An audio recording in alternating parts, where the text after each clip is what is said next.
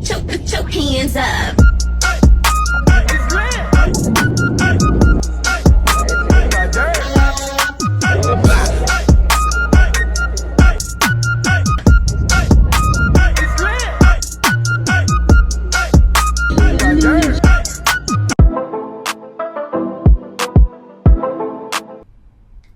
Hello guys, কি অবস্থা সবার? আশা করি সবাই ভালো আছেন। আবারও চলে আসলাম আপনাদের মাঝে নতুন একটি ভিডিও নিয়ে। তো আজকের এই ভিডিওটি মূলত হচ্ছে আমার Malaysia to Vietnam travel experience. তো আজকে আমি চেষ্টা করবো আপনাদের সাথে শেয়ার করার আমার মালয়েশিয়া থেকে ভিয়েতনাম যাওয়ার যে এক্সপিরিয়েন্সটা এবং ভিয়েতনামের যে এক্সপিরিয়েন্সটা সেটা আপনাদের সাথে শেয়ার করতে। সো কথা না বলে চলুন, let's go start the video.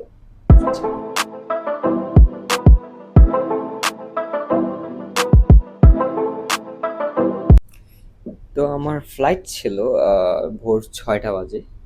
তো সেজন্য আমার প্ল্যানিং ছিল যে আমি হচ্ছে ভোর 3টার মধ্যে যে বাসা থেকে বের হব, কারণ যেহেতু আমার বাসা থেকে এয়ারপোর্টের দূরত্ব অলমোস্ট 1 ঘন্টা সামথিং।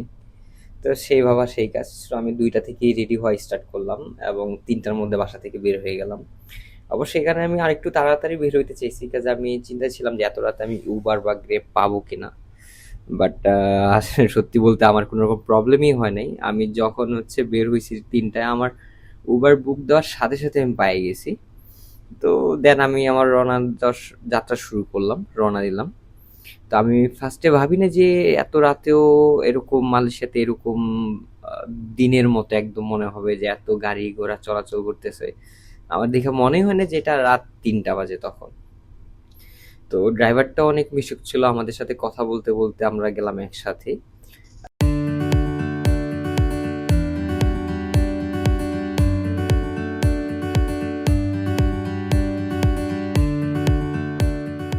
দেখতে দেখতে আমি হচ্ছে এয়ারপোর্ট এসে পড়লাম।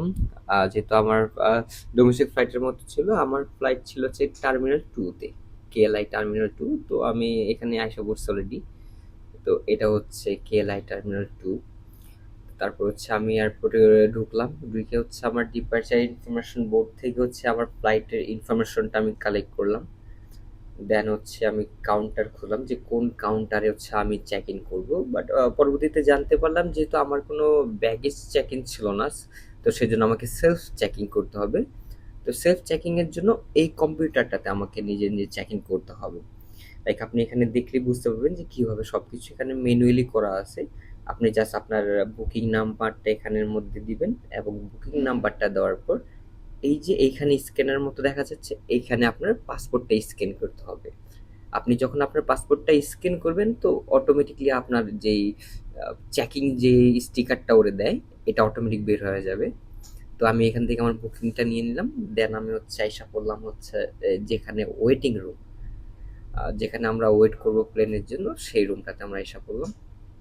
তো আইসা এখানে দেখতে ভালোই লাগতেছিল যে বাইরে হচ্ছে বিমানগুলা উঠতেছিল নামতেছিল, আর বাইরে বিশাল বিশাল বিমানগুলো দাঁড়া করানো ছিল, দেখতেছিলাম ভালোই লাগলো। তো দেখতে দেখতে হচ্ছে আমাদের সময় হয়ে গেল চেকিং করার। তো এখানে গেট ওপেন করে দিল যেন আমরা সবাই চেকিং করতে পারি। তারপর আমি চলে আসলাম বিমানে। বিমানটা অনেক বড় ছিল, আপনারা যদি দেখেন যে দুই পাশেই কিন্তু তিনটা তিনটা করে ছয়, মানে একটা সিরিয়ালে 6টা সিট। তার মানে বিশাল বড় একটা বিমান।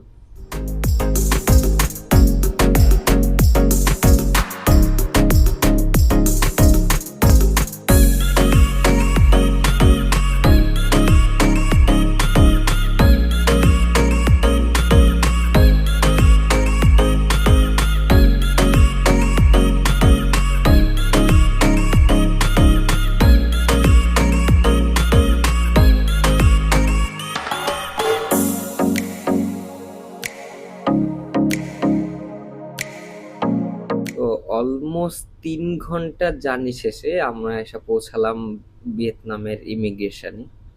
তো এইখানে অবশ্য ভিডিও করা নিষেধ ছিল, ভিডিও করতে পারবেন না। তো আমি সম্পূর্ণ ফুটেজ নিতে পারিনি, বাট এখানে অসংখ্য মানুষ ছিল, আপনি দেখলে বুঝতে পারতেছেন যে কত মানুষ।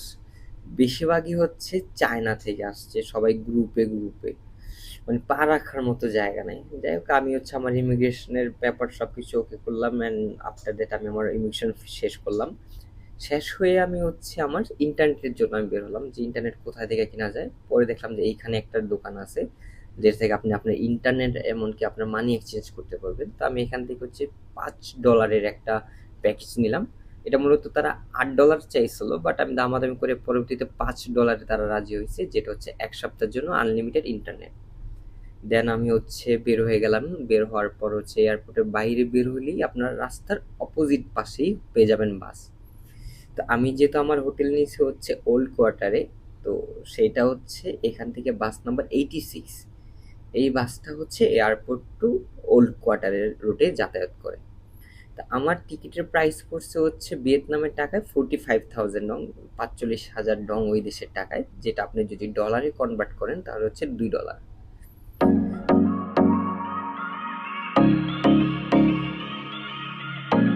তো আস্তে আস্তে আমাদের অনেক লেট হয়ে গেছে, সেজন্য আর সময় নষ্ট না করেই আমরা হোটেলে চেকিং করেই আইসা বললাম ট্রেন স্টেশন, যেটা ওয়ার্ল্ড কোয়ার্টারের একটা ফেমাস জায়গা। এখানে রাস্তার দুই পাশে হচ্ছে বিভিন্ন রকম শপ, যেখানে হচ্ছে আপনি ড্রিঙ্কস করতে পারবেন, কফি খেতে পারবেন, এবং এই দুই রাস্তার মাঝখান দিয়ে হচ্ছে ট্রেনটা যায়। তো এটাই হচ্ছে মেইন আকর্ষণ এই ট্রেন স্ট্রিটের।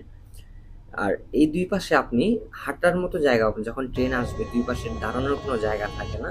আর আপনি যদি এখানে দাঁড়াতে ইচ্ছা করে তাহলে অবশ্যই তাদের থেকে ড্রিঙ্কস কিনতে হবে।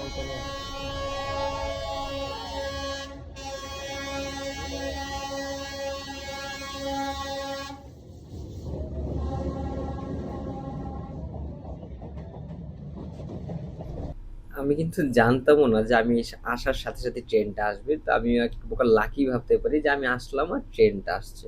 তা আমার একটু ওয়েট করতে হয় নাই।